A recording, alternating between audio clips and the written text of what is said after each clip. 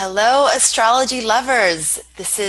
My name's Amanda Pua Walsh. I'm the CEO and co-founder of Astrology Hub.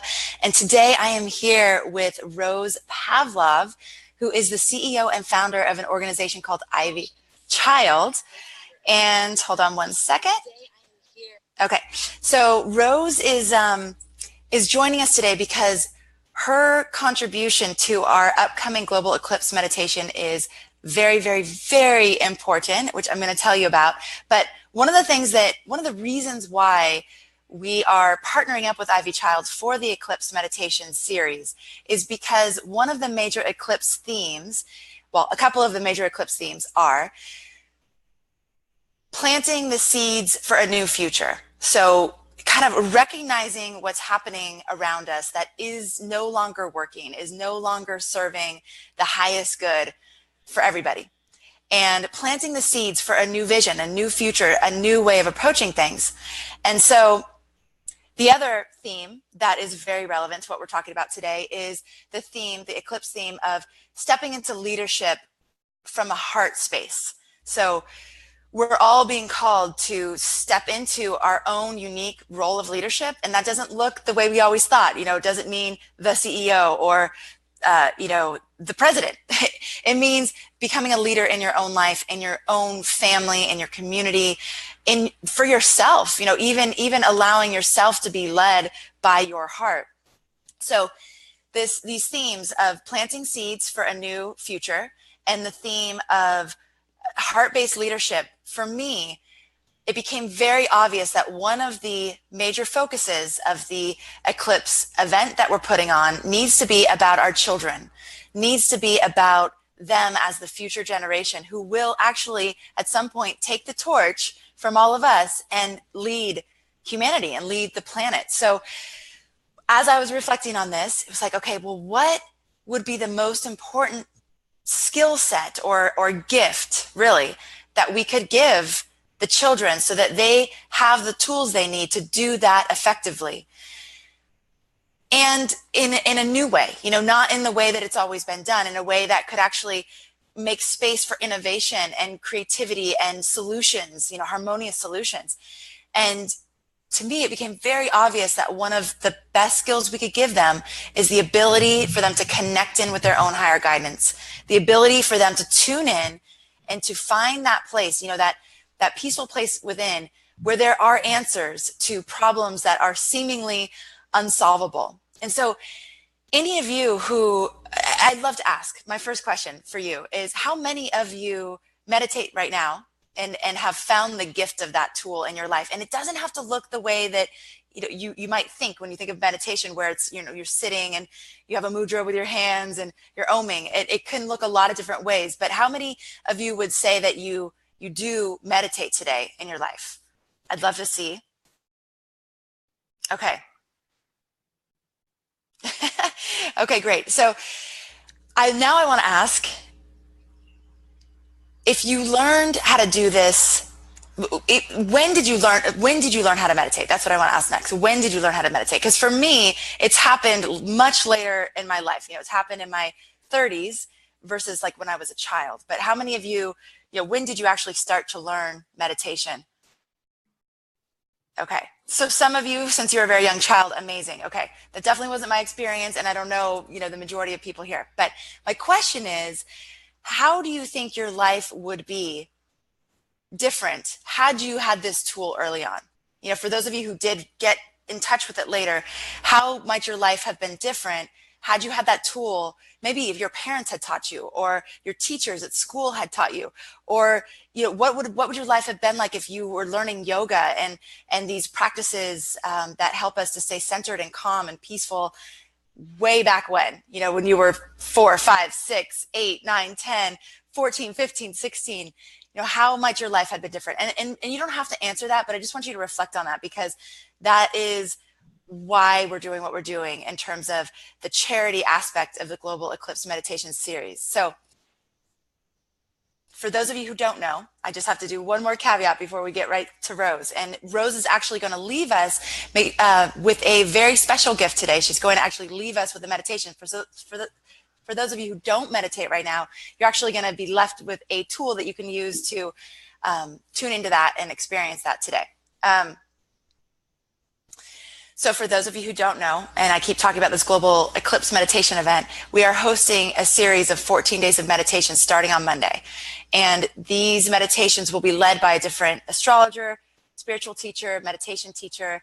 And every day we will spend the first 15, 20 minutes talking about the eclipse themes of change, of transformation, of anchoring love, of leading from the heart, of seeding a new planet, seeding a new vision for what this world could look like. And everyone will be putting their intention and their contribution into the pot, so to speak. We'll all be contributing to that whole, that vision. The event is totally free. And if you want to own the recordings, there's a bunch of bonus gifts, there's musical tracks. I'll talk more about that at the end, what you actually get, which is an incredible package for you to carry on the energy that we'll create together during the eclipse. But 100% of the profits are going to Ivy Child, to Rose's organization. So that your contribution will actually be put into use in the world. And the way I look at it is it's almost like a legacy that we can leave, because it will be benefiting the children, who will then create more and more ripple effects on the planet. So Rose, that was a very long introduction. I'm so grateful that you're here. And I thank you for being here and for the work that you do. I would love to start with a question for you, which is, what prompted you to start this organization? What experience in your life created this desire in you to do this organization? Thank you so much, Amanda. I'm so honored to be here and be part of this amazing experience. I was introduced to mindfulness and meditation really within my mother's womb. My family hails from Kerala, India. And for us, this was truly a way of life. It was something that we shared as a family. So oftentimes when I think of meditation and mindfulness, I think of family and I think of community. And it was something that was woven throughout our day, throughout our life experiences, and very much harnessed and strengthened over the course of life experiences, adversity, which oftentimes is our test to our own meditation and mindfulness practice. And so it wasn't until I became an adult, I was a full-time professor, teaching, and as well as a clinical psychologist, where I felt that to really unite health and education in a way that was not fault-finding or clinically oriented, in a way that we wouldn't be eradicating some populations due to the stigma around mental health. There's so many people that don't seek out or don't have access to mindfulness because of the stigma around human struggle, really, and mental illness and the stigma it has around it. But the one thing I feel that people value universally is education. And so Ivy Child was really born out of need to really unite health and education, to create access for even the most vulnerable communities and children who otherwise would never be able to experience mindfulness and meditation. If we think about how were we introduced to mindfulness, oftentimes it's because you were given a gift, whether it be of resources or opportunity or privilege in some way, because oftentimes unless you have those resources or those avenues of opportunities, the likelihood of experiencing a meditation or mindfulness or yoga class is highly unlikely. So a big part of our mission is really, how do we break down the barriers around access to mindfulness and meditation to even the most vulnerable urban, rural communities of children. Most of our kids live about 200% below the poverty line. So if it wasn't for our programming or similar programs, they would never experience that there's another way to respond to pervasive trauma and stress and adversity. And there is another pathway they can take that they're born with. They have a natural superpower. It's just a matter of tapping into it and accessing it to then share it with the world. I love that you just called it a superpower. It's so true. It's so true. Okay, so what do you think the impact of this type of program being introduced, like you said, into urban environments, into places where children don't normally have access to these types of programs? What do you believe the impact could be, short-term and long-term? So I truly believe this impact is absolutely transformational. The Dalai Lama often shares, if every 8-year-old in the world was taught meditation, we will eliminate violence from the world within one generation. because mindfulness and meditation truly has a ripple effect. And if you think about creating the access and opportunity for one single child, for one individual to be able to harness their own innate mindfulness, to strengthen it, to have the courage to be able to practice it and feel safe enough to practice it and understand that there's a way they can better respond to their larger world, it not only directly benefits them, but really everyone that they interact with. That's what we at Ivy Child call the mindfulness multiplier effect. So how can we then create this opportunity and access for one child, one individual, for them to share it with all of those in their world, thereby creating this mindfulness multiplier effect? Wow. Okay. And just tell us a few stories. What have you seen happen for children when they actually get these tools? And actually, Rose, before you do that, I don't want to make the assumption that everyone knows what mindfulness is or meditation is. So can you just give a brief, explanation of what the practices actually are? So when you say people feel safe to practice, or they feel, they know how to practice, what are you actually talking about? Sure. So when I think of mindfulness, I often think of, the art of enhancing our attention and awareness, beginning with ourselves and then our surroundings, using our breath as an anchor. So oftentimes, if we think about what we focus in on, in the case of mindfulness, we use our breath as an anchor, and basically resting the motion of our minds on the motion of our breaths. So as we what's constantly in motion is oftentimes our minds. We're constantly in the state of motion. It's the same thing with our breath. So what I mean by feeling safe enough to practice mindfulness is that oftentimes we live in this hustle and bustle of life where we're running a million miles a minute, and we're operating in really a marathon or even a race, right? Where we don't really have moments of pause. And sometimes many of our kids who live in chronically stressed conditions are operating in combat mode. They're so accustomed to the high levels of stress, high levels of impulsive things happening around them, coming at them in all sorts of ways, whether it be within their control or beyond. And in order to journey within, it takes courage, right? It's sometimes easier to not journey within and to just not pause, because pause can be scary. To being able to reflect and to create those moments of contemplation, it takes courage. And so that's what I mean about having the courage and feeling safe enough to actually journey within. Because as we peel back the layers of our lives and our being, and actually understanding why we are the way we are, why we respond to the world in the way we do, and perhaps even considering changing the ways we respond so it'll be healthier for us and those around us, takes time and courage. Okay.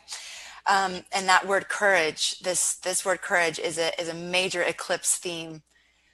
It has to do with the heart, right? Core, the heart. So it's that courage to go within, to, like I said in the beginning, not only lead from the heart, but actually what you're talking about is connecting with the heart and contemplate the pain that we maybe have experienced, the trauma, the suffering. That's another eclipse theme, which is around the shadow, looking at those aspects of our lives and having the courage to look into them. So, okay, very good. So can you now just give us a few examples of what you've seen in some specific lives, how these tools, when your organization goes into a school or a community, what's happened for people?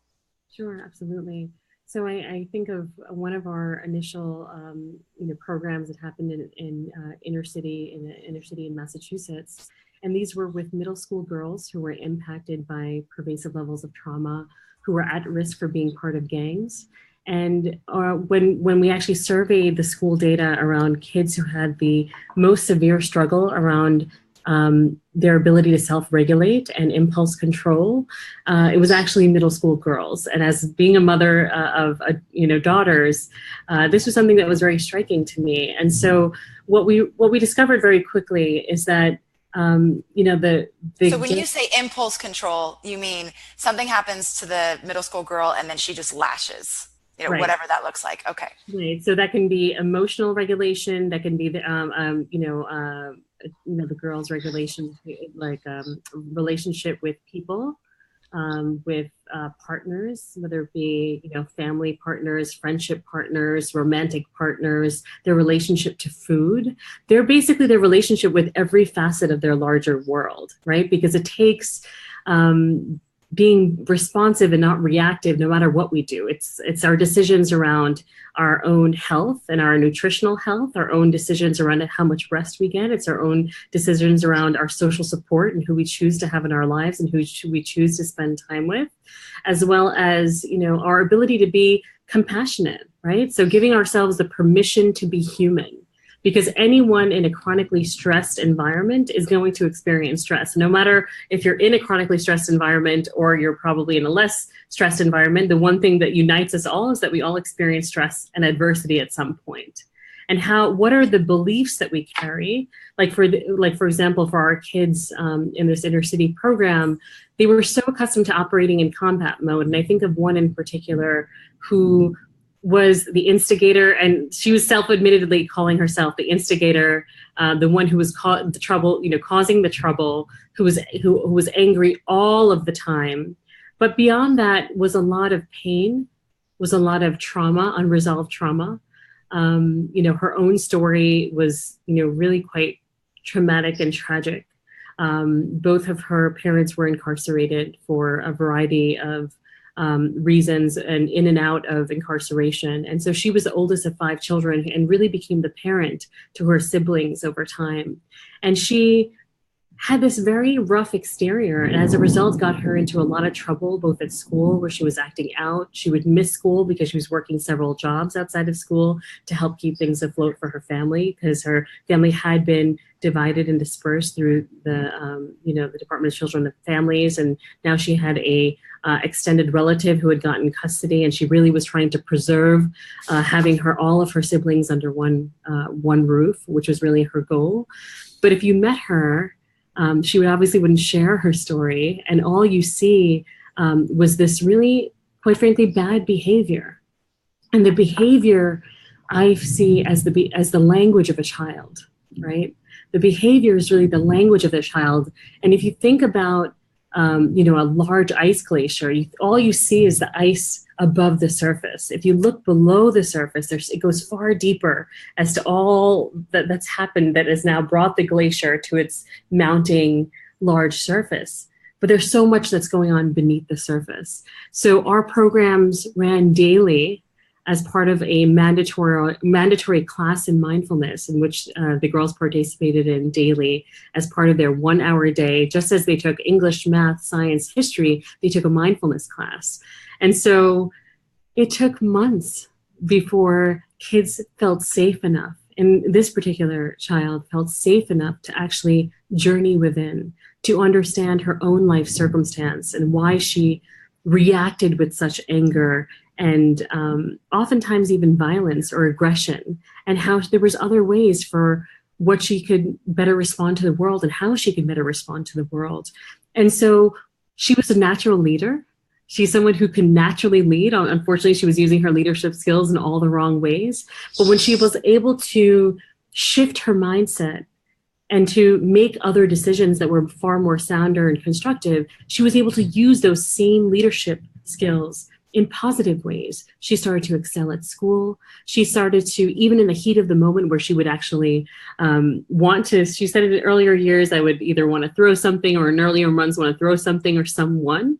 She realized the power of her breath and the power that she actually possesses to not destructively respond that would get her into trouble, and thereby losing opportunities to elevate her own life condition and those that she loves.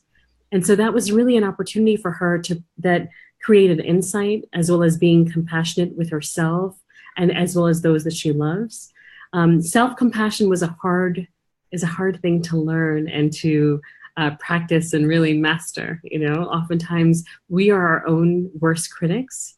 And so that is something for her that it took time for her to feel safe enough within a circle of positive social support to really want to journey within, and then thereby learning these natural skills that she really already possessed, that she can then ignite, tap into, and start practicing in her own life, and then sharing with her peers as well. And because she was able to practice and share it with others, she then started to have this incredible sphere of influence with other youth around her. And it started to just grow and grow from there. And really, within months of the program, she started to lead mindfulness, not just only for her class and her cohort, not just for her family. She started to engage in positive activities that also simulated a family experience, just like much of the gang culture represented for her. But she joined teams. She was, she joined varsity basketball. She was part of the Torch Club, which was a leadership club. So she started to tap into these skills and these talents that she has in far more positive ways within her access and opportunity within her community. Amazing. Yeah, I mean, I can only imagine, and it really doesn't take that many children, I believe, for us to experience those kinds of ripple effects. Like you said, this young girl is a natural leader. So just with the right tools and the right the right access to her own gifts, she can be a force in the world now because of this. So how many children do you, and it's so awesome, Rose. I just have to tell you, we just got a comment. Rose is so beautiful. I just wanted to tell you. So sweet. How many children right now today is your program affecting? Like, how many different schools are you in? How many kids are touched by the program right now? Absolutely. So we serve over 125 systems of education and health. And so within each system, so for example, within one school system, we can have anywhere from 5 to 125 schools. So it's a wide range of both staff, which are really all of those who interface with kids that we strive to equip mindfulness skills and tools with, in addition to our children. Because what we find is that it's not just that our children that we want to instill and have these skills, but we really want to be able to model and embody mindfulness and meditation and peace for our children.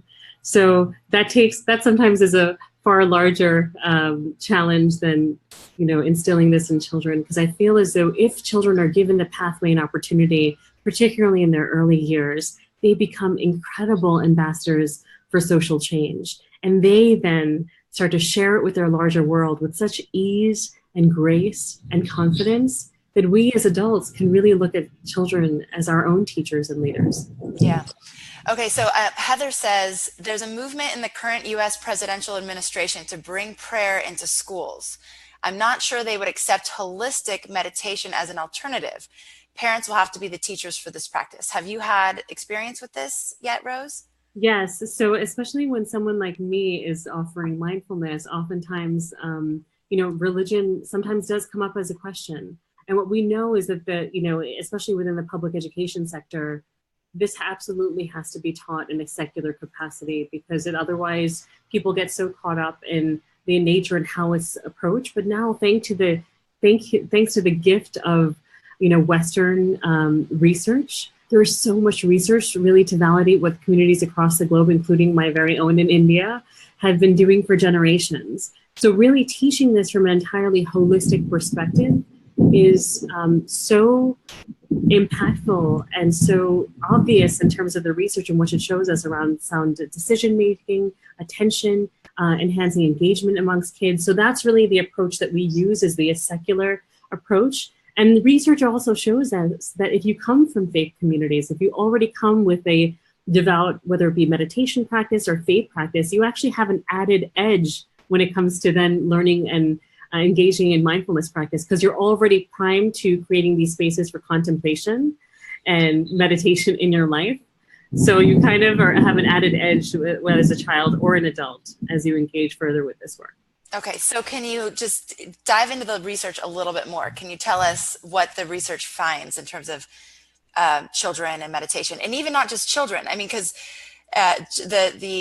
the power even of collective meditation or groups coming together. If you have any research on those topics, that'd be great to hear. Absolutely. So at Ivy Child, we think about, the wonder drug to apply to life. And we consider that wonder drug to be the balance of having a proper diet, rest, uplifting relationships, and gratifying exercises. So if you think about what access to proper nutrition, right, a good diet, having plenty and of rest, because oftentimes, even whether it be in the West or East, oftentimes access to nutrition and appropriate rest is often compromised across the age and lifespan, as well as positive social support, right? So having uplifting relationships versus nourishing or depleting, which we know can be incredibly draining, thereby, having compromised attention. And it's really hard to then be aware. And it's hard to pay attention in school when you're hungry. When you haven't rested, when you haven't rested well. We have so many people that show up to schools that haven't had breakfast, didn't have access to health or proper living quarters over the course of a weekend, and their lives are very much in flux. So we know that the impact that each of these segments can have on enhancing one's mindfulness, but we also know the practicality that mindfulness shows us. If you think about even as practical as, we live in this age and era now that think about mindfulness, or even the perception of health and the importance of physical fitness, right? We understand the value and the importance of physical fitness. And many of us wear a Fitbit, right? To track our steps and trying to get to those 10,000 steps a day. It's similar with mindfulness. If we can weave in really collective moments in our day in as little as 10 minutes a day. And so what I often challenge individuals that I work with, especially adults who interact with children, is if you can look at the collective moments of your lives together, and it can be as you're traveling to your own child, that you can be traveling to dropping them off to school, or it can be moments before you put them to bed, or moments when you wake up, or before you share a meal. If you can collectively weave in a minute, 2 minutes, 3 minutes of breathing together, and meditating together and sharing very intentionally and deliberately those moments together. Research shows that in as little as 2 weeks, 10 minutes a day, there's actually changes in the gray structural matter of the brain, which is our hub for sound decision making, how we respond to stress, our ability to emotionally regulate in the face of stress. And what we find is that individuals who just even carve out as little as 10 minutes a day daily, even in this face of stress, we are actually, when we're met with stress, we peak, right? Our whole body, our whole being responds, and we peak in the face of stress. And what happens with a meditator is that you'll peak, but you'll be able to reach back to your home base, your peaceful state, right? Far more quicker than those who peak and then hang out in this sort of, frenzied state of upset or aggression, or a high escalated emotional state. And oftentimes in brain research, we think about an amygdala hijack, where we might just have a complete emotional meltdown, right? So how do we prevent that? And so this is really like building our psychological immune system, as well as boosting our own psychological and our own spiritual well-being, around being able to recharge our spirit, our battery, our time together as a family or a larger community, and being really deliberate and intentional about carving out those spaces. So even with all the school systems that we work with, not everyone can adopt a meditation or mindfulness class, but the one thing we can all adopt is a mindful moment in each class, a mindful minute woven in throughout our day. And whether in some schools they call it brain breaks, or in some schools they call it mindful movement or transitions, it's really the collective impact we can have together, both not only as a school community, but as a community at large, to create these peaceful moments together to ignite the superpower that we all possess. Woo, Rose, that's awesome. Thank you so much. It just feels so important that we have these conversations, because in our community, we have our astrological conversations. We're talking about what's happening in the cosmos. We're talking about the movements. We're talking about what that means for us as individuals and what we can do with that energy, and the events that are coming up here, the changes that our country, that our planet will go through over the next, up until 2020 and beyond. There's going to be so much change. There's going to be so much happening. And so to have this ability for all of us as adults, and to be able to pass it on to our children, to really connect in. I love George Mumford, who's on the board of directors for Ivy Child, and who will also be contributing to the meditation series next week.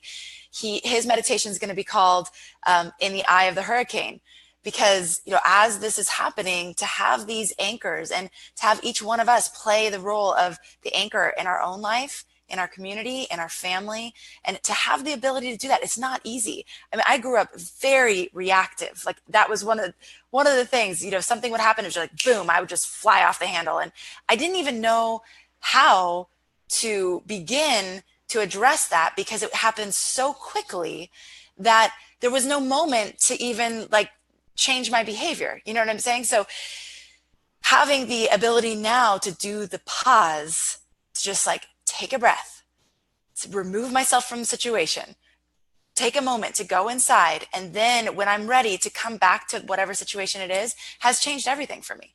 So I really, I believe very deeply in this, both as a tool for us as adults and as a tool that we can hand along to our children. And the thing is that our children, in many cases, already know how to do this. It's really us just creating circumstances so they can continue to do what they do, you know. And I'm speaking of my, you know, my children and the children I observe. They're not in very, you know, super traumatic situations, so they still have that intact, a lot of them. And I see that my role is to help just to make sure that stays that way. But yeah, okay. So what I wanted to is there anything else you wanted to add to this piece? Because Rose is gonna lead us in a meditation at the end, but is there anything else that you wanted to add before I say something next about the meditation series? Rose? Yeah, so as I think about, you know, the global eclipse and even just this entire meditation series, I think about our own ability to emerge and to turn towards the sun, right? To turn towards lightness and to light, and really being able to consciously turn away from darkness or resolve darkness in ourselves. And so as much as I think that, you know, we teach kids who had struggle, who've had adversity to oftentimes... I love your thunderstorm. It's so great. It's like the sky is agreeing with us. It's like monsoons in India here is what it seems like. Amazing. But really, as we think about the emergence, you know, towards light, to light, with light within us, we often share with our kids, you know, there's no shame for the sun. And so if we all imagine ourselves as this radiant sun and light that we can share with our larger world, we shouldn't let anything cloud or darken our sphere or our light. And so part of the meditation that I'll walk through momentarily will also be another symbol around really perseverance and strength and courage. Just, it couldn't be more relevant for this eclipse theme. So thank you so much. I mean, one of the, we have a membership group and it's being led this lunar cycle by an astrologer called the Leo King. And the Leo archetype is the sun. And what he's been talking about is the importance in this time in particular. Those of you who follow astrology, the Leo Aquarius axis shift. So there's this moment now where we're all being called to let our light shine fully, brightly, without shame, without apology, without hesitation, without fear of what other people think, of, you know, just letting that light shine as bright as we can. And so the fact that you're teaching children to do that so early, I can only imagine what our world will be like to have a generation of children who get that about themselves and are fearless in their expression of it. So thank you so much for that. Okay, so the way that you can help to contribute to this aspect, number one, show up for the Eclipse series. It all starts with us, right? It's free, show up. If that's all you do, that is so important and so impactful for you to show up, contribute your energy. If you can't show up live, it's okay. Everything's recorded. We're going to keep the recordings available for the full 14 days. So you'll be, if you miss, you know, a few of the meditations, you'll be able to catch up. There's not going to be our usual 24 or 48 hour time limit, because we really believe that there's going to be a ripple effect with this Eclipse meditation series. So number one way that you can contribute to this collective endeavor of planting new seeds of hope and change on the planet during a time of lots of change and transition is to just show up. You know, sign up for the Global Eclipse meditation. Throw your coin into the well, so to speak, and just contribute your energy. That is going to be incredibly powerful.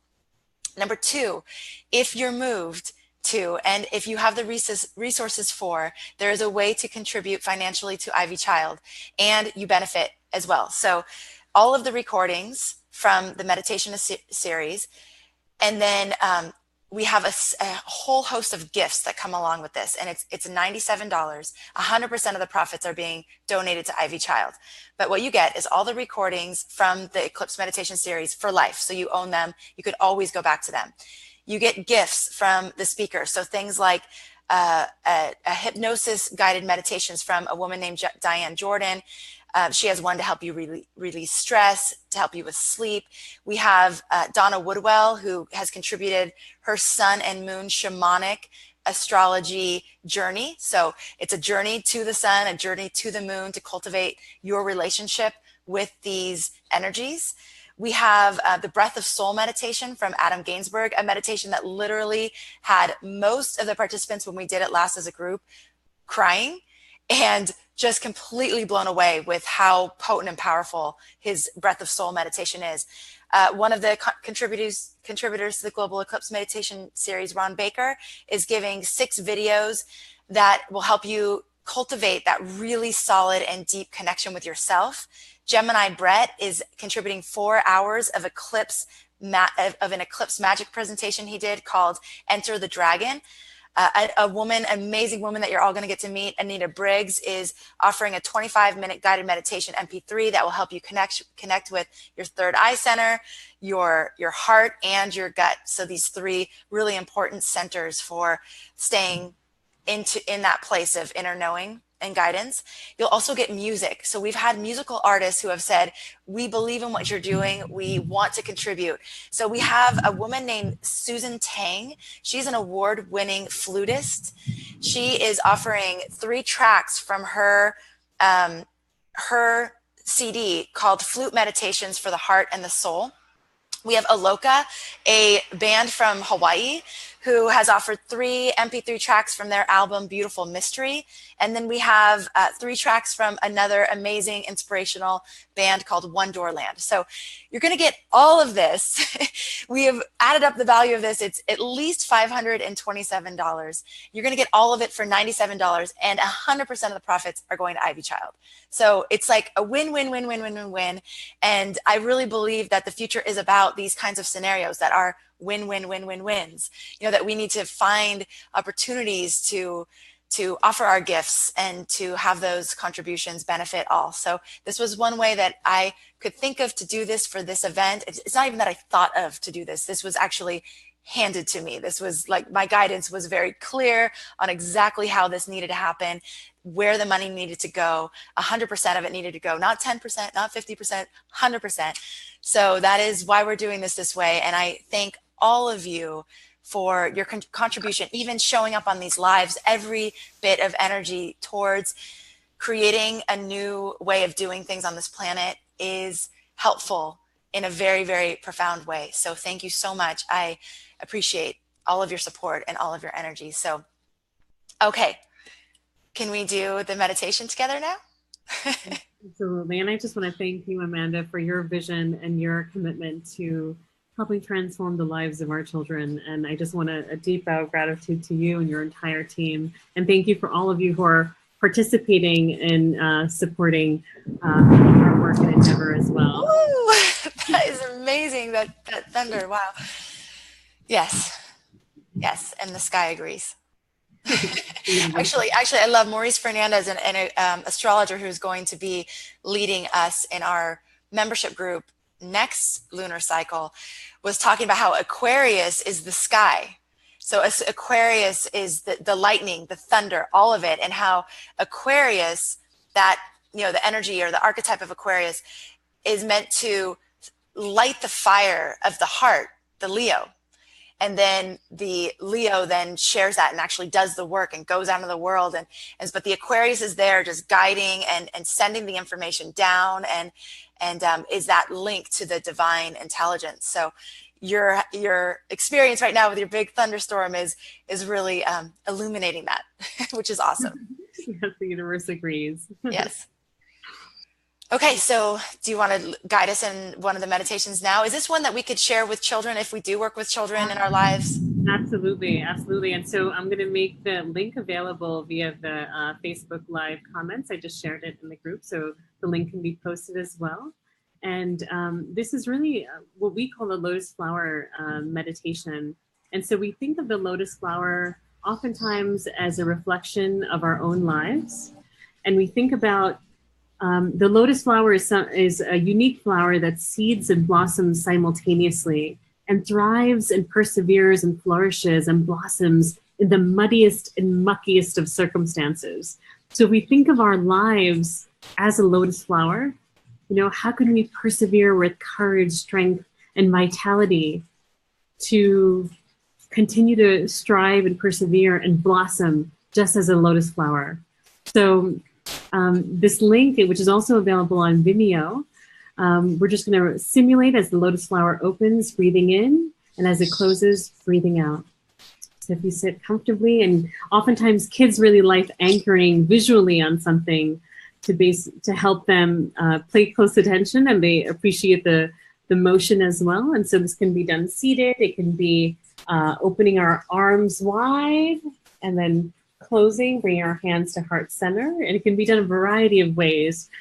But as we begin together, we're just going to breathe in peace, breathe out all of our stress, breathe in happiness,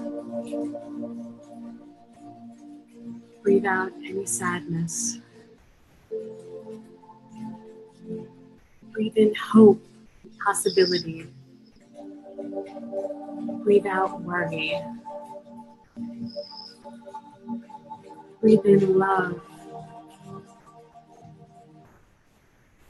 breathe out anger,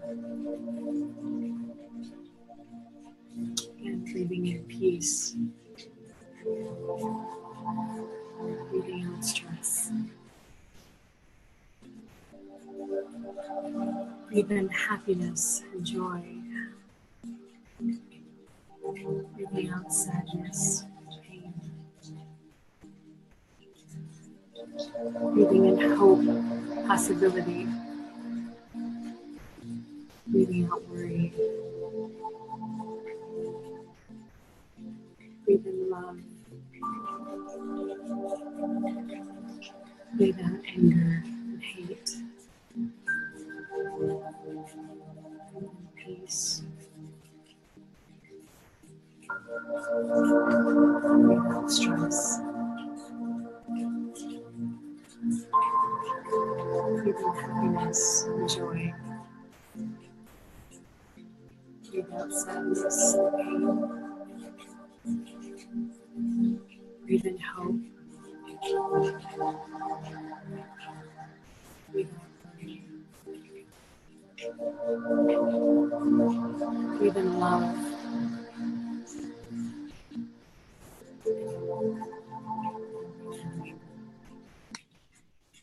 and the video will just continue to repeat. But as you think about breathing in and breathing out, as we're thinking about breathing in peace and breathing out worry, also consider as you breathe out our worry, as you start to develop a sense of ease and comfort, as you breathe in peace, you can also breathe out peace and share it with the world around us. So breathing in peace and breathing out peace. Breathing in joy and breathing out joy, sharing it with our world. Breathing in love and then sharing love with our world. Sometimes kids love breathing and practicing with bubbles. And so even sharing it with bubbles, breathing in love and then sharing it, breathing out into the world with bubbles. And you see it going about and then resting. So that's exactly what we strive to instill in our children. And it brings me so much joy to be able to share that with all of you as well. Rose, you are wonderful, beautiful. Thank you so, so much for being here, for the work that you do. Everyone, the way that you can experience Rose again, she is going to be contributing to the Global Eclipse Meditation on August 14th. So we'll get to hear more from Rose. We'll get to meditate again with Rose for longer, which will be very, very wonderful. I already know. So sign up for the Global Eclipse Meditation Series. You'll be given an opportunity to purchase the upgrade package. And again, whether or not you do, showing up is a major gift. And we thank you so much for showing up here now today. And we'll see you again soon. This afternoon, I'm on with Gemini Brett, and he is always incredible to watch. So we'll be having more eclipse conversations later on today. Thank you so much again, Rose, and I can't wait to talk to you soon. Aloha. Thanks, everybody, for making astrology a part of your life.